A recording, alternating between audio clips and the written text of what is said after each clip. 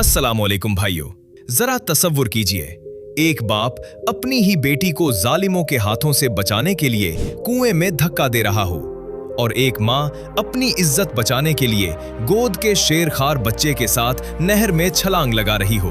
क्या आप अंदाजा लगा सकते हैं कि इस मिट्टी को हासिल करने के लिए हमारी माँओं, बहनों और मासूम बच्चों ने किस हौलनाक कीमत को अदा किया था? 10 लाख से ज्यादा बेगुनाह इंसानों को बेदर्दी से ज़ुबाह कर दिया गया। 50,000 से जायद माँओं और बहनों की इज्जतें तार तार की गईं। उनके बाजू काट दिए गए और उनके दूध पीते बच्चों को उनकी आंखों के सामने नेज़ों पर उछाला गया। हम हर साल 14 अगस्त को परचम लहराते हैं, गलियों को सजाते हैं और नारे लगाते हैं, लेकिन क्या कभी हमने सोचा है कि अगर ये मुल्क ना होता तो आज हमारा क्या हशर होता?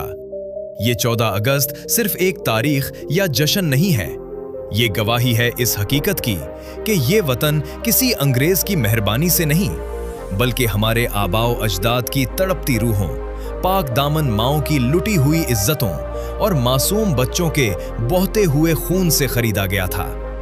अगर आपके सीने में भी एक गैरतमंद और धड़कता हुआ दिल मौजूद है तो इस वीडियो का 1 सेकंड भी स्किप मत कीजिएगा, क्योंकि आज हम आपको बताएंगे कि क्यों इंडिया में बाबरी मस्जिद की शहादत और मुसलमानों पर मजालिम कायदे आजम के 2 कौमी नजरिए को सच साबित करते हैं। 1947 की लर्जा देने वाली हिजरत का हौलनाक सच क्या था? कायदे आजम ने अपनी जानलेवा बीमारी का आखिरी राज क्यों छुपाया? और हमारे नाकिस निजाम, हस्पतालों, स्कूलों और करप्शन ने गरीब के साथ क्या नाइंसाफी की? आगे बढ़ने से पहले चैनल को सब्सक्राइब करके इस वीडियो को आज हर सच्चे पाकिस्तानी तक लाजमी पहुंचा दें। आज भी सरहद पार इंडिया से आवाजें उठती हैं और उनके मीडिया और सियासतदानों की तरफ से ये दावे किए जाते हैं कि मुसलमानों के लिए अलग वतन का बनना एक तारीखी गलती था और हिंदू मुस्लिम एक साथ खुश रह सकते थे। लेकिन जरा सच का सामना कीजिए, जब हम आज के भारत में 500 साल पुरानी बाबरी मस्जिद पर कब्जा करके मंदिर की तामीर देखते हैं, जब दाढ़ी, हिजाब और कलमा पढ़ने पर मुसलमानों के घरों पर बिल्डोजर चलाए जाते हैं और सड़कों पर मॉब लंचिंग की जाती है, तो तारीख चीख चीख कर गवाही देती है कि हमारे बाबाए कौम कायदे आजम मोहम्मद अली जिन्ना कितने दूर अंदेश थे। कायदे आजम ने इस वक्त देख लिया था कि अंग्रेजों के जाने के बाद हिंदू अक्सरियत की हुकूमत में मुसलमान कभी अपने मजहब, अपनी इज्जत और अपने बच्चों के मुस्तकबिल की हिफाजत नहीं कर सकेंगे। दुनिया आज मानती है कि कायद का 2 कौमी नजरिया 100% सच था और पाकिस्तान का बनना कोई जज्बाती फैसला नहीं, बल्कि मस्कुलानों की बका का वाहिद रास्ता था। 14 अगस्त 1947 यानी 27 रमजानुल मुबारक की वो सनसनीखेज रात जब दुनिया सो रही थी और बर्रे सगीर के मुसलमान अपने ही घरों को आग की लपेटों में जलता देख रहे थे। जरा तसव्वुर कीजिए इस बाप का जो अपनी 16 साला बेटी का हाथ थामे रात के अंधेरे में नंगे पांव भाग रहा था और पीछे से तंगी तलवारों वाले जालिमों की खौफनाक चीखें आ रही थीं।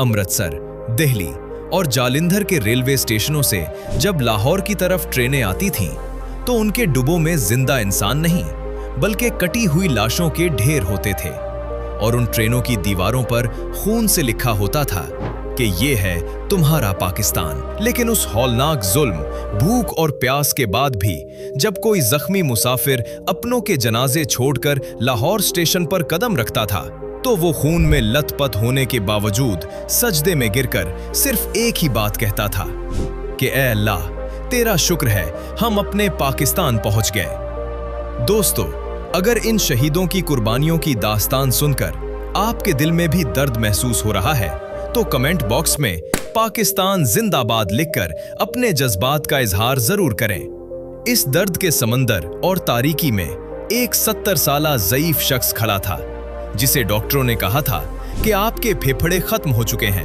और आपके पास जीने के लिए सिर्फ चंद महीने बचे हैं। वो थे हमारे कायदे आजम मोहम्मद अली जिन्ना। कायदे आजम रोजाना खून की उल्टियां करते थे, लेकिन उन्होंने अपनी इस जानलेवा बीमारी को दुनिया से छुपाए रखा। जानते हैं क्यों?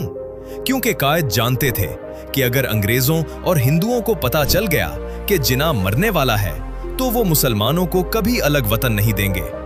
कायदे आजम ने अपने जिस्म का आखिरी कतरा खून नचोड़कर इस मुल्क की बुनियाद 3 सुनहरी उसूलों पर रखी: इत्तेहाद, तंजीम और यकीन महकम।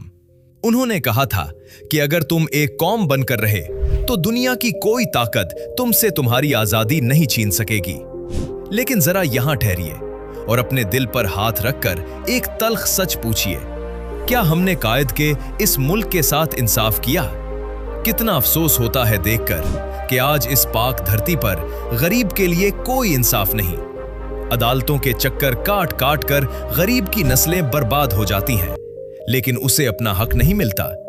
सरकारी स्कूलों का मेयार इतना गिरा दिया गया कि गरीब का बच्चा तालीम से महरूम है, और सरकारी अस्पतालों की हालत यह है कि वहां एक दवाई और एक बिस्तर के लिए इंसानी तजलील की जाती है। लोग मजबूरन अपनी जायदादें बेचकर प्राइवेट अस्पतालों और स्कूलों का रुख करते हैं। थानों में बगैर रिश्वत और सिफारिश के मजलूम की बात तक नहीं सुनी जाती, जहां मुहाफिज ही रिश्वत लेकर जालिम का साथ देते हैं। और अफसोस उन हुक्मरानों और ताकतवरों पर जो चंद रूपों और अपने मफाद के लिए इस मुल्क का सौदा करते हैं, अवाम का खून चूसती है और माल बनाकर बाहर के मुल्कों में भाग जाती है। क्या 10 लाख शहीदों ने इसीलिए अपनी जानें दी थीं कि एक गरीब अपने ही मुल्क में लावारिस बनकर जिए? दोस्तों, जरा एक लम्हे के लिए अपने कमरे से बाहर देखिए और उस खुली हवा को महसूस कीजिए। इस आजादी की छांव की खातिर 10 लाख से ज्यादा इंसानों ने अपने गले कटवाए थे और 50,000 से ज्यादा माओं बहनों की इज्जतें पामाल हुई थीं। तब जाकर ये सब्ज और सफेद परचम इस आसमान पर लहराया था। मैं आज आपसे किसी सियासत की बात नहीं कर रहा, मैं आपके ज़मीर से पूछ रहा हूं कि क्या आपको इस मिट्टी से सच्ची मोहब्बत है? अगर इस परचम को देखकर और मस्जिद से अजान की आवाज सुनकर आज भी आपके जिस्म के रोंगटे खड़े हो जाते हैं, तो कमेंट बॉक्स में बगैर किसी झिझक के लिखिए, ऐ पाक वतन, मैं तेरे लिए अपनी जान भी कुर्बान करने को तैयार हूं।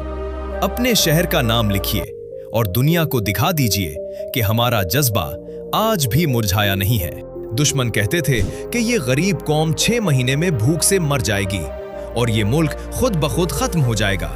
लेकिन वो नादान भूल गए थे कि ये वो कौम है जो आधी रोटी खाकर और पत्थरों पर सोकर भी झुकना नहीं जानती। इसी तबाह हाल मुल्क ने आगे चलकर वो कारनामा कर दिखाया जिसकी किसी ने उम्मीद नहीं की थी। 28 मई 1998 को जब चागी के सियाह पहाड़ नाराए तकबीर से गूंजे और सफेद रंग में बदले, तो पूरी दुनिया की आंखें खुली की खुली रह गईं, क्योंकि पाकिस्तान दुनिया की 7वें और इस्लामी दुनिया की पहली एटमी ताकत बन चुका था।